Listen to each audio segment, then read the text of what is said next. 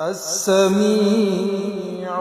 سب کچھ سننے والا جو شخص جمعرات کے دن چاشت کی نماز کے بعد 500 یا 100 یا 50 مرتبہ یا سمیع پڑھے گا، انشاءاللہ اس کی تمام دعائیں قبول ہوگی۔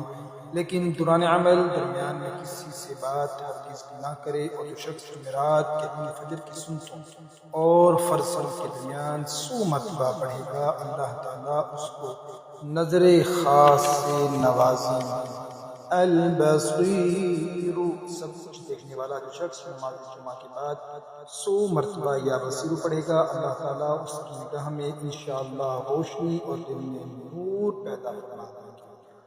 الحکم، فیصلہ کرنے والا جو شخص آخر شب میں 99 مرتبہ باوضو یہ اسم پڑھے گا، اللہ تعالیٰ اس کے دل کو انشاءاللہ